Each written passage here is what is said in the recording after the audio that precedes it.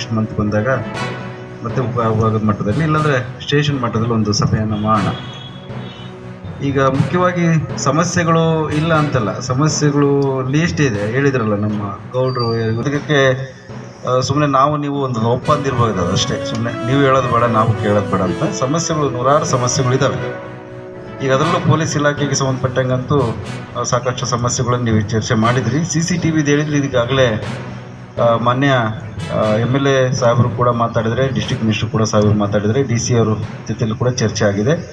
ಇಲ್ಲಿ ಮಾತ್ರ ಅಲ್ಲ, ಹಿರಿಯೂರು ಮತ್ತು ಚಳ್ಳಕೆರೆ ಎಲ್ಲ ಭಾಗದಲ್ಲೂ ಕೂಡ CCTV ಆಗ್ತಕ್ಕಂಥದ್ದು ವ್ಯವಸ್ಥೆ ಆಗ್ತಾ ಇದೆ, ನಡೀತಾ ಇದೆ. ಅದು ಮುಂದಿನ ದಿನಗಳಲ್ಲಿ ಆದಷ್ಟು ಬೇಗ ಆಗುತ್ತೆ ಅಂತ ನಾವು ಭಾವಿಸ್ತೀವಿ. ಮತ್ತು ಇದಕ್ಕೆ ಸಂಬಂಧಪಟ್ಟಂಗೆ ಚಳ್ಳಕೆರೆ DSP ಅವರು ಕೂಡ ಸಂಬಂಧಪಟ್ಟ ಅಧಿಕಾರಿಗಳ ಜೊತೆ ಕೂಡ ಚರ್ಚೆ ಮಾಡಿದ್ದಾರೆ. ಈಗ ಸಿಗ್ನಲ್ ಲೈಟ್ಸು ಮತ್ತು CCTVದು ಈಗ ಮುಖ್ಯ ರಸ್ತೆಗಳಲ್ಲಿ ಮತ್ತು ಮುಖ್ಯ ವೃತ್ತಗಳಲ್ಲಿ ಮತ್ತು ಔಟ್ಸ್ಕಟ್ಸಲ್ಲಿ CCTVದು ಖಂಡಿತವಾಗ್ಲೂ ಒಂದು ಮನಸ್ಥಿತಿ ನೀವೇ ಅರ್ಥ ಮಾಡ್ಕೊಂಡು ಈ ಬೆಳೆ ವಿಮೆನ ಬಿಡುಗಡೆ ಮಾಡಬೇಕು ಅಂತ ಕೇಳ್ಕೊಂತ, ಇಲ್ಲ ಅಂದ್ರೆ ಉಗ್ರವಾದ ಹೋರಾಟ ಶುರು ಮಾಡ್ತೀವಿ ಅಂತ ಹೇಳ್ತಾ ನನ್ನ ಮಾತನ್ನು ಮುಗಿಸ್ತಾ ಇದ್ದೀನಿ.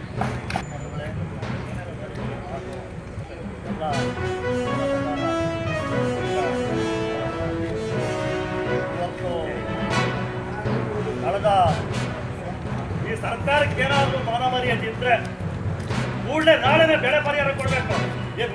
ಜಿಲ್ಲೆ ಒಳಗೆ ಮಣಕಾಲ್ಮೂರು ಜಲಗೇನ ಮಾಡಿ ಭ್ರಷ್ಟಾಚಾರ ನಿಂತಿದ್ದಾವೆ. ಇದು ಸುಲಿಗೆ ಮಾಡಕ್ಕೆ ಬಂದದವ ಇವು. ಹೀಗಾಗಿ ಸರ್ಕಾರಕ್ಕೆ ಪಾಠ ಕಲಿಸಬೇಕಂದ್ರೆ ನಾವು ಇಷ್ಟು ಸುಲಭ ಬಿಡೋದಿಲ್ಲ. ಇವತ್ತು ಸ್ವಲ್ಪ ಜನ ಬಂದರೆ ಇದೇ ಕುತ್ಕೊಂಡು ಎದ್ದೋಗ್ತಾರೆ ಅಂತ ಒಂದು ಇದಕ್ಕೆ ಬಂದಿಲ್ಲ. ನಮ್ಮ ಪಾತ್ರೆ ಪಡಗ ಸುಮಾರು ಈ ಜಿಲ್ಲಾ ಸಭೆಗಳು ಹಿಡಿಯೋದಿಲ್ಲ. ರೈತರು ಏನಾದ್ರು ರಚಿಗೆದ್ರೆ ಯಾವ ಸರ್ಕಾರಗಳು ಉಳಿಯೋದಿಲ್ಲ, ಯಾವ ಅಧಿಕಾರಿಗಳು ಉಳಿಯೋದಿಲ್ಲ.